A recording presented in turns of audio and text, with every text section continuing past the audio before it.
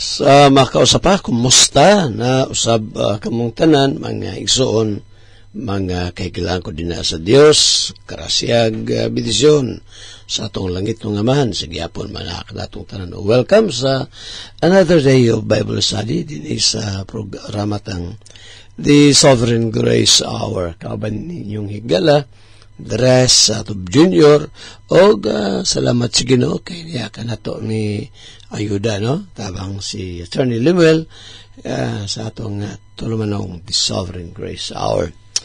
Now, kumusta mo din sa Davao Oriental, labi na sa mga nakatambong sa atong gipatigayon nga Thanksgiving service sa church, no? Paurang na-organized kini mo iglesia din sa Pinasagan. Papauna ni Pastor June Rufon o gasab sa napatigayon na itong Bible Seminar itong may aging Biyernes sa ila ni Pastor Edwin Bongkalis dito sa Tamban, Gubjen, Generoso, Davao Oriental. Salamat sa Ginoo, inabangan na atong makiksunan sa gikan sa Lupon, Pastor Ray o sa church, sa pang mission gikan sa ining Mati, no, sa Buso, ni Brother Daniel Bagyo o sa pila nato ka makaigsunan. Salamat sa cooperation na himong malampuson gyud, no, ang Thanksgiving service kagahapon. Now, atong pahibalo, mga igsuon, Brad Lawrence, salamat kayo, ha, manawag rin niyo ko Brad Lawrence Garcia din sa Lupon Sub. Now, atong pahibalo nga manakaisikit na pagsayo alang sa atong pagsimba sa Dios karong adlaw. O next Sunday di ay atong pahibalo, no, 28 ang atong 29 ato ang panimbawon rin sa church magapadayon. Schedule na to na makaschedule ta nagbautismo sa 29. Kaya na po yung magpabautismo na ito dari. O usab sa 22 or rather 28, no, ang iglesia din sa Santa Maria, papangunan ni Pastor Freddy, patigayon sila usa ka Thanksgiving service na, Pastor, no, sa 28 Sabado na siya. Imo kalimot, ha, kita ta sa Sabado kay impitado mo tanan ni Pastor Freddy mataga Davao Occidental, Davao Sur, of course, no, sa Davao City nga ang ato ang obligation para sa quarterly fellowship dito sa Labon, ha. Ato na panawagan ang ni Brother John Ruben. Brother John, kung pwede karong buntag ikaw ang makabisita dito, Brother John, sa Labon, no? Kay kanana ang watay na request, no? Kung pwede, Brother John Ruben, ikaw sa Labon, unya sa Padala usab, no?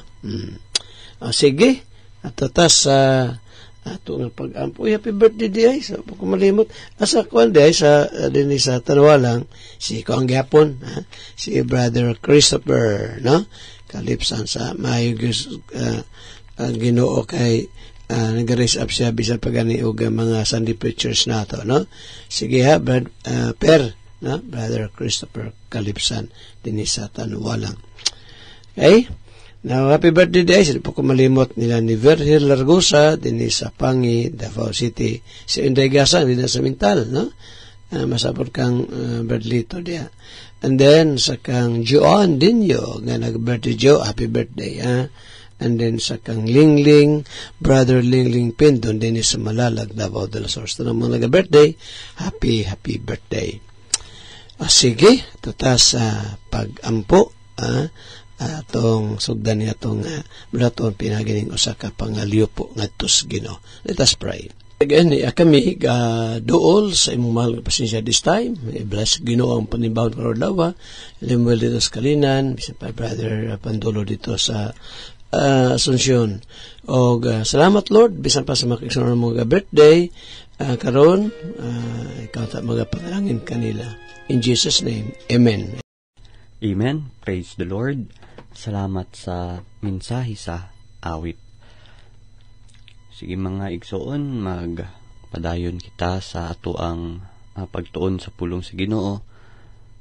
Una sa meditation ang ato ang meditation for this time atong makuha dira sa Psalm 5 verses 4 to 5. Salmo 5, 4 hantod sa 5. Again, Psalm 5, 4 to 5. Ingon sa salmista diri, For thou art not a God that hath pleasure in wickedness, neither shall evil dwell with thee. Verse 5, The foolish shall not stand in thy sight, thou hatest all workers of iniquity. Sa Bisaya nga Bible, ka ikaw dili mao ang Dios nga may kalipay diha sa kadaotan. Ang daotan dili magapuyo uban kanimo. Ang mga mapahitason dili magatindog sa atubangan sa imong mga mata. Daghantag mga kamatuoran nga makuha diri sa ato ang text sa atong meditation. Ginapakita diri mga igsuon that ang Ginoo dili magkauyon sa sala. God is being absolutely holy. He has no delight in sin. Wala siya'y tolerance for evil. Dili siya malipay sa mga binuhatang daotan. Munang imposible sa sala nga makig-uban dira sa presensya sa Ginoo. Munang kaninga verse, it tells us plainly, klaro, that God does not overlook sin. No, dili niya nga okay ra nang gidangmay nga sala. No, nor he can coexist with it. No, dili mahimong mo sabay ang sala ug kauban ang presensya sa Ginoo. Munang, if you could still remember, we cited this verse. There is Isaiah 59 verse 2.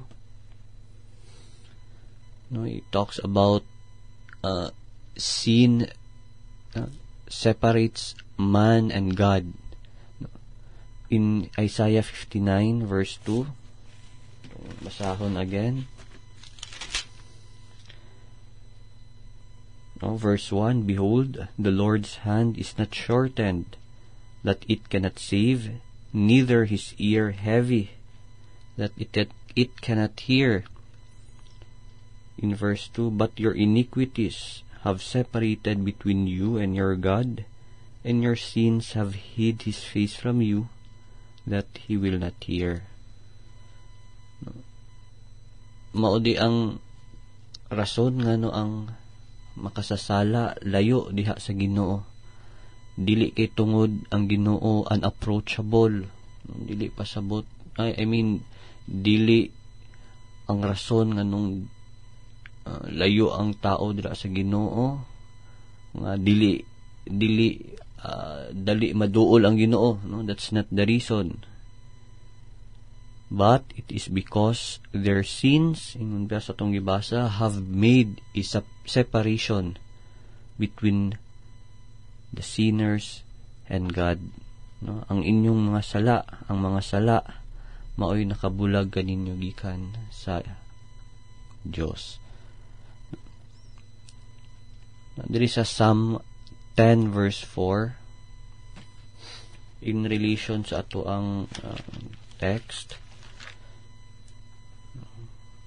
ingon diri, the wicked through the pride of his countenance will not seek after God. God is not in all his thoughts. No, this is one of the reasons ngano ang tao dili mangita sa Ginoo. No, because of pride. Klaro diri, the wicked will not seek after God. Munang kung ang will lang sa tao ang pabuton, iyahang free will when it comes to salvation, you will never come to Christ.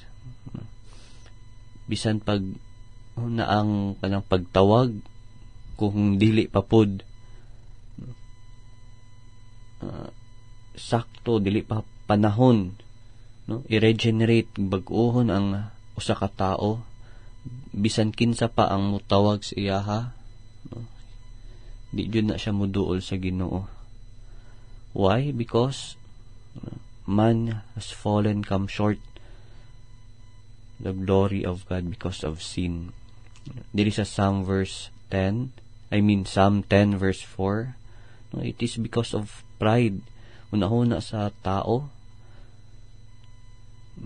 yung una nga dili na niya kailangan ang Ginoo.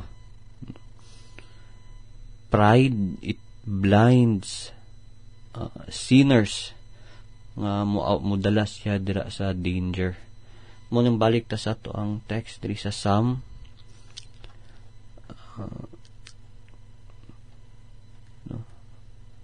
sa Psalm 5:4-5, ang ginapakita po diri mo igsuon, no, kanang mali nga pagtulunan sa kadaghanan. Unsa man na, that God hates the sin but not the sinner. No, mo na atong permi madunggan, no, dili man wala man nagdumot, wala man nasuko ang Ginoo sa makasasala, dira man siya sa sala. Well, let the Bible speak for itself. No, atong pastoryahon ang Biblia.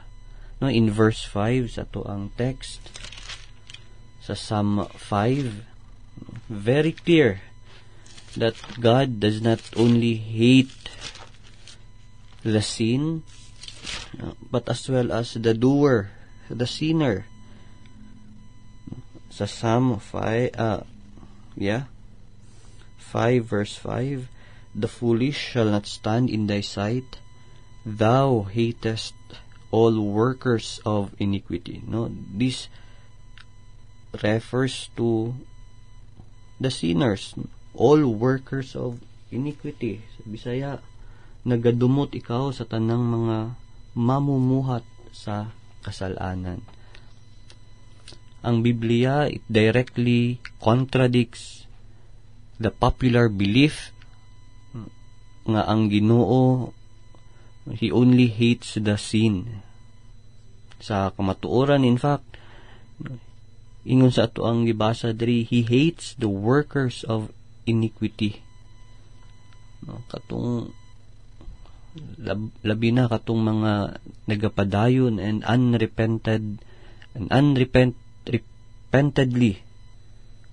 do evil. No, samot na katong nagapadayon og walay pagpangayog pasaylo sa ilang mga pagbuhat og di maayo. O in Psalm 7 verse 11,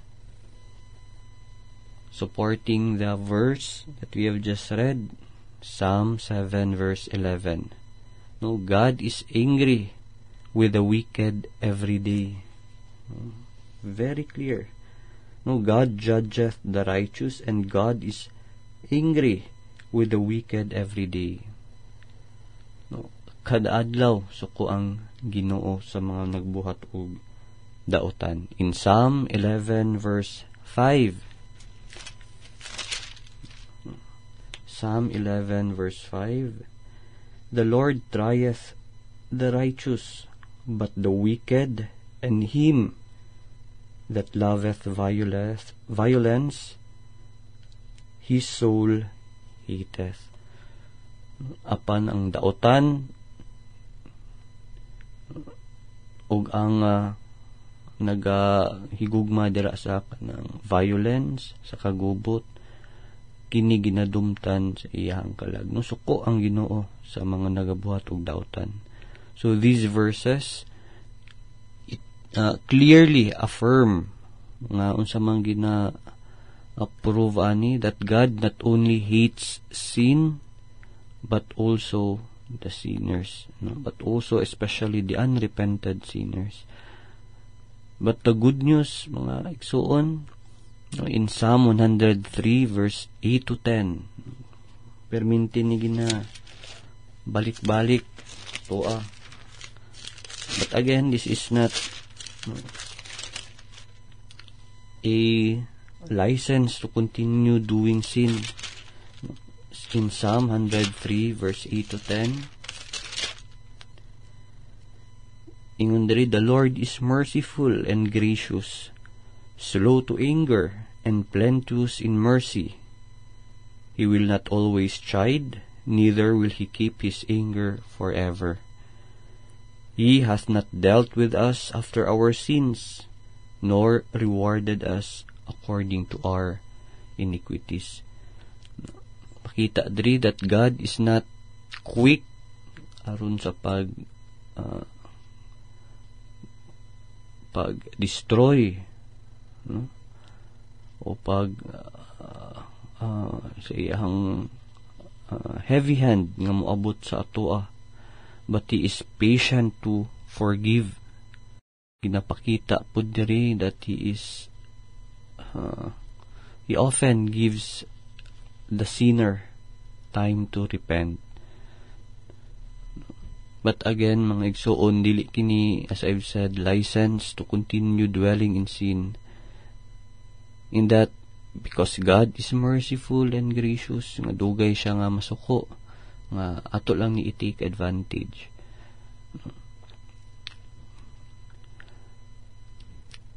Now, kung nadunggan nyo kini nga pulong and ang sala na rule gyapon sa inyong kasing-kasing, don't harden yourself, ayo ipaggaha inyong kaugalingon. Susama sa atong ibasa sa Psalm 10 verse 4, because of pride, one feels that he does not need the Lord. Ayaw. If God still gives us time or the opportunity to repent, we must seek it immediately. Atong ipangita ang kaluoy, ang mercy sa Ginoo. And nagkantag makuha sa ato ang meditation this time. Una, atong nakita diri that God hates wickedness. Dumot ang Ginoo sa mga pagbuhat og dili maayo. And not just only the sin, but also the sinner. But atong nakita pod sa Psalm 103 that God is merciful, maluluyon ang Ginoo, and yatagan pa niya time ang usa to forgive, that is through repentance. Itong makita pod nga naatay mga pag-ampo sa Isaiah na dili matubag sa Ginoo because there is a continuing sin that dwell upon us. That is why, again, mga igsuon, today is the opportunity to repent. Wala ta kabalo sa ato ang kinabuhi. As mentioned in James 4, knowest not what shall be on the morrow. Wala ta kabalo sa ang kaugmaon, kaya itong kaugmaon, it is even like a vapor that appeareth for a little time and vanisheth away. Ang Diyos magapanalangin sa to ang meditation karong taknaa. Sige mga igsuon, magpadayon kita sa to ang pagtuon sa doktrina sa grasya, the callings of God, mga pagtawag sa Diyos. Atong na mention nga naay duha ka pagtawag. Una, the general call of God, muning katong pagtawag sa Dios ngadto sa tanang tao. So bisan kinsa pa ang mowali, kung wala pa'y paglihok sa Espiritu Santo dira siya, iya jud ning supakon nga pagtawag. This is called outward call or external call. And then another kind of calling, itawag na to og the effectual call of God, no? Malampusong pagtawag sa Ginoo. Og unsa man ang resulta niini? Una, mo buhat, makabaton ang usa nga makasasala sa tinuoray nga tinguha, a genuine call to come to Christ for salvation. Ug kita na nakaron sa ikalima nga resulta, the effectual call of God is a call from uncleanness to holiness. Ang malampusong pagtawag sa Dios maoy usa ka pagtawag gikan sa kahugawan ngadto sa pagkabalaan. Daghan text ani 1 Corinthians 1:2, 2 Timothy 1:9, 1 Thessalonians 4 verse 7, 1 Peter 1:15, 2 Peter 1 verse 3. Ug maghatag ta og example sa kaninga malampusong pagtawag gikan sa kahugawan ngadto sa pagkabalaan diri sa John chapter 8, no? Katong babae nga nakasala og adultery, atong makita diri mga igsuon nga Jesus forgive the woman. Iyang gipasaylo ang katong babae. Yes, iyang gipasaylo ang babae. Pero in verse 11, ingon diri, she said, "No man, Lord." And Jesus said unto her, "Neither do I condemn thee. Go and sin no more." Kaning phrase diri nga sin no more, no, yes, gipasaylo sa Ginoo ang babae, but he also commanded her to leave her sin, no. Iya pong gisugo usab katong babae nga biyaan ang sala, no. Mao kini ang hulagway sa effectual call of God, no. Si Christ nag-initiate, si Kristo ang unang mulihok. Again, as we've discussed the characteristic of effectual call of God, ang kinaiyan sa malampusong pagtawag nga buhat kini sa Ginoo, walay buhat sa tao. Sa example sa John 8, si Kristo ang nilihok. Ug ato makita po diri nga ang makasasala katong babae in this case, no, nakadawat og kaluoy. It is only by mercy. Pero kaning kaluoy, to makita po diri, is not a license to continue dwelling in sin. Ingon ni Christ, ni Jesus Christ diri, go and sin no more. No, it is a call to holiness.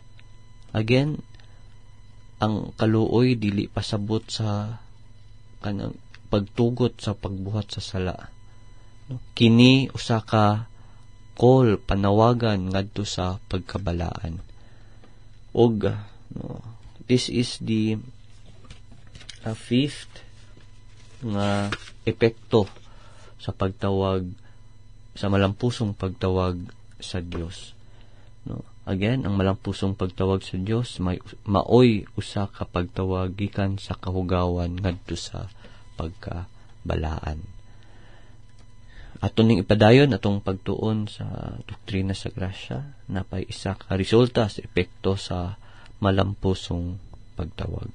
But before I end, mga igsuon, again, very important, no, if you are not yet sure, di pa ikaw sigurado sa imong kaluwasan, ang Bible nagaingon nga be sure of your salvation.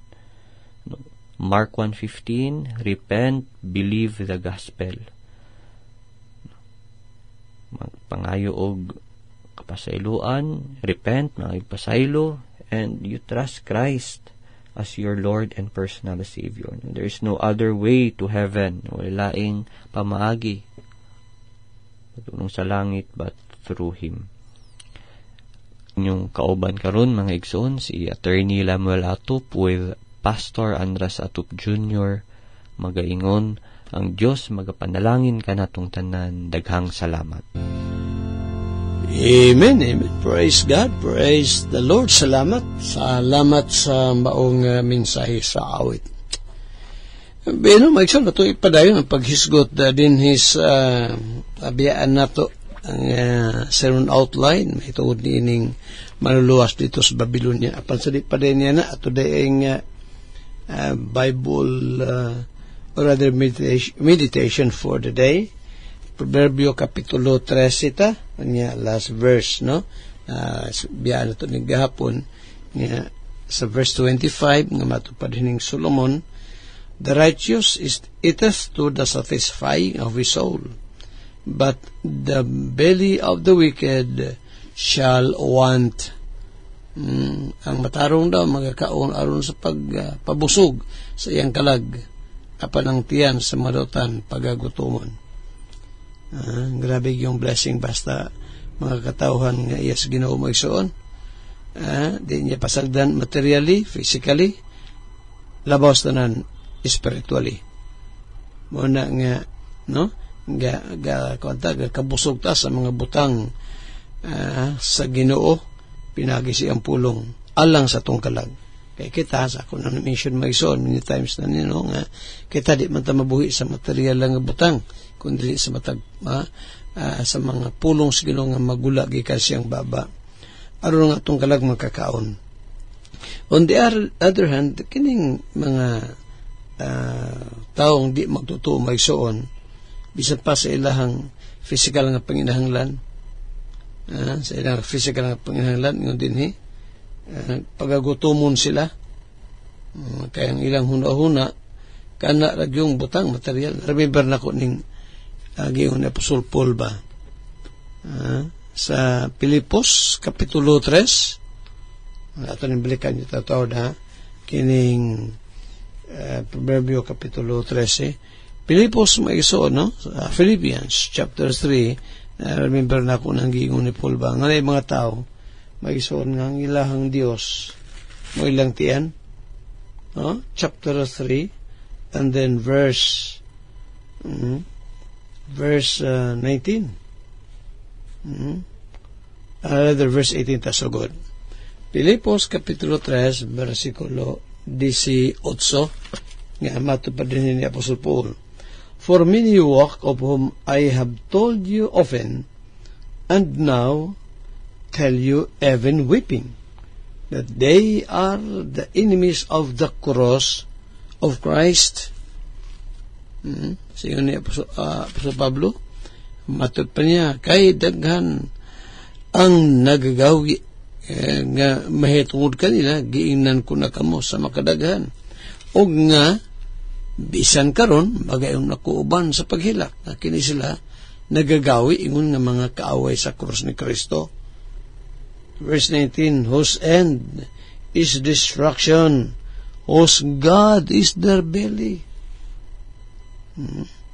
and whose glory is in their shame, who mind earthly things. Amo ni munang giyon dito sa atong gibasa ganas Proverbio 13 versikulo 25. Singon ni Paul din ang ilang dadagatan mao ang pagkalaglag, ang ilang Dios mao ang ilang tiyan, ang ilang ginapasigarbaw mao ang ilang kaulaw, ang ilang mga huna-huna gitumong diha sa mabutang sa yuta. Na ang ginahunaw na lang para sa lawas, wa magunaw sa kalag. Unsa ka blessed ang mga katawhan sa Ginoo kay di lang maison nga kita nga take care ta sa atong lawas na sa atong kalag. Manang bulahan kayo ang mga katawhan sa Ginoo, okay, ang atong mga kalag ginapakaon sa Ginoo sa iyang pulong. Kini atong programa maigsoon, nahimo gining agianan, no, by the grace of God. Aron nga spiritually ma-feed ta. no, makaw na itong kalag sa pulong sa Ginoo. Imagine, no, matag adlaw higala makadungog ta sa mga pahimangno. Manang bulahan gyud ang tawo nga karon nay maminaw sa mga instruction sa Ginoo. Kung iubay lang gyud nato ni mga instruction sa balang kasulatan higala, di magyud ta maadtong ato sa kadautan, dili gyud for sure. Kung si Solomon pa diya sa 10 versikulo 9 sa Proverbio, siya nga nagalakaw sa pagkamatarong, nagalakaw sa kasiguruhan. Nindot anong mga versikulo 10 verse 9, he that walketh uprightly, siya daw ang lakaw diya sa pagkamatarong, walketh surely. Nagalakaw diya sa kasiguruhan. Amon ditong pamalandungan ron. The righteous it is to the satisfying of his soul, but the belly of the wicked shall want. Akong pahinaot maison, kitang kaunay ginapanalangin na si Ginoo diya sa mga butang spiritual magapadayon ta. Minota kaunay ni atong programa o gani kung dami mga pangutana in relation sa atong ginaisgutan matagadlaw, pwede nyo ipadangat nyo mga questions din sa tuong tulumanon. Paningkamutan nato sa pagtubag, no? If ever na may mga questions. Today yung cell number, mauna siya, sa Smart is 0918-54-84-852. O sabi sa ito nga globe number nga 0995-21-30-76-4. Sige, Aison, natutas po ang padayon pag-isot na nabiyaan ito gahapon, mahitungod ni ining itong sermon outline, the Savior of the wise men in Babylon, no? Ang manluluwas sa mga malamang tao dito sa Babylonia, the Savior of Babylon's wise men. Daniel chapter 2 verse 12. So, nilata mag-ison sa katapusang main point na to. Kaya ang unang punto sa ito, the problem, no? Ang problema. Ikaduhang punto na to, the solution. Now, dahil tas ikatulo, no? The outcome or the result of that problem, no? Ngagin, tagaag solution ni Daniel. Of course, sa panabang sa Ginoo. Una, mga isa, ang resulta, sa diyang nihangad si Daniel, kauban siya makabanan nga to sa Ginoo, the dream was revealed. Ang damgosari nga iyang gitago, kasi po mismo daw, ingon niya, libot siya, ipadayag na to sa kang Daniel. Manambasa na to sa chapter 2. Ezekiel, Daniel, chapter 2. Unya, verse 19. Nga matod pa din 2:19, no? And then was the secret revealed unto Daniel. Mga mabutang tinago may soon, yan na sa Diyos. Mabutang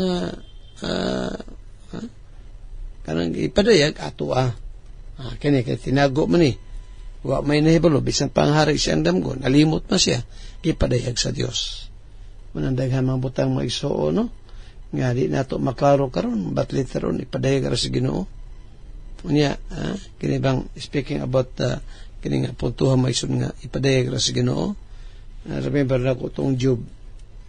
Sa dagyan sa Job, Pastor. 32, Job, tawan yun Job, kapitulo 32, Onya, versikulo 7, 32:7. Ang gasoltian si Eliho, matod pa niya. I said, they should speak, and multitude of years should teach wisdom. Ang mga adlaw magasulti, they should speak. Muna nga, ay so, di pa kita kasulti sa katao, diha. Until nga itong may baluan mo, di bitaw sa manag-uyab, di kayo magkita ng adlawa, pagkasunod man na, mapapagila, kasal dayon. Narabay kanta sa kanabang worldly song maison. Isang linggong pag-ibig. Kasi kanta kaya na. Isang linggong pag-ibig. Unang adlaw, nagkailahan na Sa pag-augma, sana, nang sundag kita. Ikatulo, nanguyab. Ikaapat, gisugot. Ikalima, so to. Ang katapusan, nawara. No? Isang linggong pag-ibig. Ang punto na ko may suon ba? Kana bang di na ito mahibawan ng usa ka tawo hantod pag-abot sa panahon. Diri lang sa atong diri sa bulaton sa Ginoo may suon. Pabito nga kita di na ito gina-recommend ang ordination sa atong mga workers. Kaya ito paning tanawon kung kana bang hinog na magyud spiritually, doctrinally. Kaya naraba po yung mga gi-ordin maigsoon. Dito dugay na gani dugay na gani kayo nga gi-kauban maigsoon. Pero magitan niyo binuang pa. Although ano matay mahimo di sa church ang organize naman ang ato na lang di na mo fellowship personally sa huwag na hitabo na rin ito sa church na out siya good sa ministry pero na pila nakatuig may soon kauban na to niya gi-ordin mo na nga napuyuban wapapon mo ordin di pa lang kay dugay pila pa lang ka mga tuig ni balitok na nga tos mali nga doktrina kasi mong gipasabotan na pastor mga workers good na to kaniyad to wa man to tudloi nga naaylaing manluluwas yang bunina yerbe so balagi na no kanilaging daghang kay mga kawatan may subsir sakpan ng kawatan mo'y nangawat miyempre mo kung mangawat sakpan god wag yapon yung mga nangawas to Andri sa Dinagat Island so Andri sa Dakodaw napay sa Digos mayon nga may magtudloan na nga mutuo kang chuli pero kamaluwas bisag pertinang klaruwas inyong booklet mo dinay paghihapon mo ni kalisod magso mo nang kita ato sa nang gisito it good kung doctrinally sound ba yun no kanya tudloan gani sa insakto kay kani atong pagpanudlo diri magsoon kini ato ang pagpanudlo diri kahanginan di man kay ako ra dili kay mga ako ra ning mga pagtudlo dili kining gitudlo nato diri sa kahanginan magsoon ato ra po ning nakatunan gikan ra po sa atong mother church o sa mga kaubanan ng mga churches no kay pasapasa mo guning trust wala may original ani nga si Pastor Atop mo na original gatudloan ng pagpili sa original ang doctrine of election maigsoon ang doktrina sa pagpili o katawhan aron iyang luwason dito pa intaw na sa daang tugon obim na ko kamuray ga kasi kami ray gatudlo di sa Davao dili dawat kini mao nga kamatuoran asa mabasa sa daang tugon ang Diyos ka pamilig katawhan aron mahimong iyang luwason yun yun klaro anang Salmo 65 versikulo 4 sa inyo din ni David may atong tanawang kadari part ni sa itong sermon outline maigsoon no? The Savior of Babylon's wise men 64 and then verse 5 yung pa rin sa not 64 but 65 verse 4 Salmo 65:4 mato pa din David blessed is the man whom thou choosest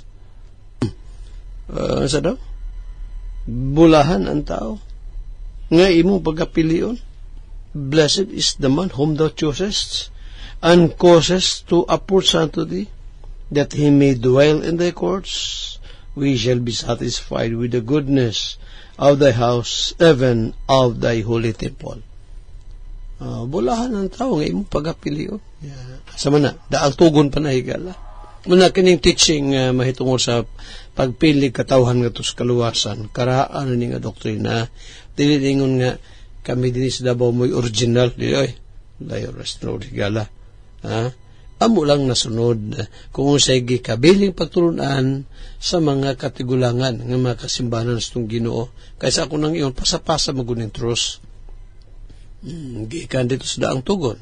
Then pagabot sa bagong tugon, ang Ginoo nagtukod siya iglesia. Sumapa diya sa Matthew 4:18-22, nagtukod si Christ og iyang iglesia. Unya, dayon niya gitrain niya na for 3 years. Sa pagpanguna sa mga apostoles, yan ang gibansay. Unya, human nga siya namatay, gilubong na banaw si katulog adlaw, 40 days na po siya nakiguban sa mga church. After that, gikayab siya nga to sa langit. Sawa pa siya mo kayab, gibili niya ang mga pagtulunan. Iyang gibilan yung mga pagtulunan ng iyahang iglesia. Nga din, gikan sa usa ka iglesia, Jerusalem Church, nanganak ini, nanganak, nagdaghan, nangapo, o hantod karon maigsoon, nagdaghan ang kasimbahan sa Kristo, nga diin, pariharag doktrina, dili managlahi nga pagturuan, dili usara. Managsamara ang mga doktrina nga gihuptan sa mga kasimbahan sa itong Ginoo sa Kristo. Nagtudlo sa landmarkism, nagtudlo sa doktrina sa grasya. Walay mga pastora, Lord Supper, gabi dili kay sa udto himuon ng Lord Supper. Muna higalang kamaturan. Karon, pasapasa ang truth. Muna nga kita, atong gisituit na, no? Nga ang mga ma-organize, nga mga missions na to New Testament churches, pabilin diya sa pagka-sovereign grace, landmark, Baptist doctrines ang ginatudlo. Muna nga akong giingon nga kining nang hawa sa tuwa actually yuta tumuhawa magpabili sa tuwa apan magtudlog mali hindi man na pwede kaya itong human nga itong gitambagan di man maminaw di gipalagpot sa church anak gina papalagputon magyunalang magpabilin sa ilang sayop nga doktrina nagtudloan nga di ayaw mo ana masali itong doktrina pastor kana lagi nga ang usa ka tawo daw may ilhan doon ang pagkalinuwas kay hintuos tulip. Yung sa mga petang karon na mga tawo nga dili padagan sa Ginoo sa tulip. So way kaluwasan amo na ilang giingon silang buklet. Ako beto ni nawali ito sa Metro Manila bisan pa sa atong YouTube channel. Ako man na wali. Tayo pa mo kita sa atong YouTube, search lang diha no, Sovereign Grace Hour. Or di ba ka Pastor Atop, no? Pastor Atop, makita nyo ng ato ang mga mensahe dia about sa Doctrina sa Grasya. Nabalikan ta maison, uy, umiti oras day. Sige, ato sa tasa, ato na pa di panagma, kini ato nga sermon outline. Niya day, wapan ako ni maisgoti maison, niya day usa kanindot kayo nga gisulti ni Spurgeon, nga mato pa rin ni Charles Haddon Spurgeon, nagkanayon siya, no? Nga, naman to, anyara, yung pa din when your will is God's will, you will have your will. Namin siya ito na ko gahapon or magwala pa siguro. Spurgeon din, Charles Haddon Spurgeon, kung ang imo daw kabubuton, mahalin niya sa kabuton sa Dios, nan matuman ang imuhang kabubuton, your will have your will. Siyempre, anong matuman man na, tungkol kaya na inline man sa kabuton sa Ginoo. Muna day nga mag-ampo no?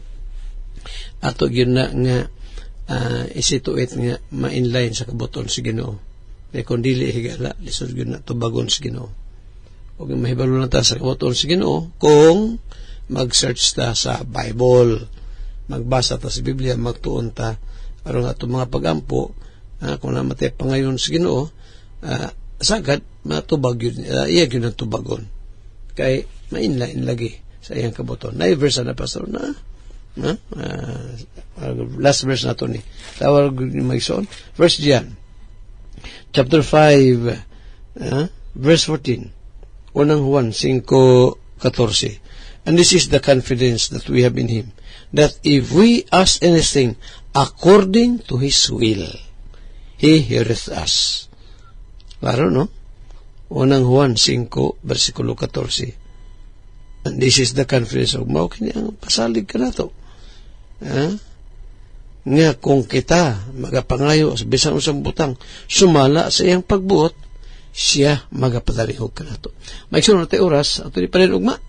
Ato ni palin yung pag-isgot na to sa pulos Ginoo, gani igala ikaw sa iyong pagpaminarong tingalig niya. O paano mo mas natin kaluwasan, ha? Ako yung karoon na ginabalik-balik. O sarag yun ang manluluwas. Dili certain doctrine higala. Ang doktrina para na sa mga linuwas sa Ginoo. Pumiyo ka nga kining doktrina hatuuhig yun ni. Aron ka maksinatag kaluwasan. Wa may laing manluluwas higala. Kaysa man napasaw si Christ ra, manang kung wa pa ka maksinatag kaluwasan, hangad nga to kang Kristo Jesus, pakiloy ka kaniya, inusili mo mga sala. Kaya mo na ingon sa Marcos 1:15. Matod pa ni Christ, repent, believe the gospel. So, itong gospel, si Kristo namatay, gilubong sa katulog adlaw, nabanhaw siya. O ang tanan ng masari kanya, dili malaglag, kunili may kinabuhi nga dayon. Handulog ma, samang takna, samang isasyon, inyong higalas kahanginan, Andres Atob Jr. Manamilit, magaingon ng Diyos, panalangin ka na tong tanan, daghang salamat.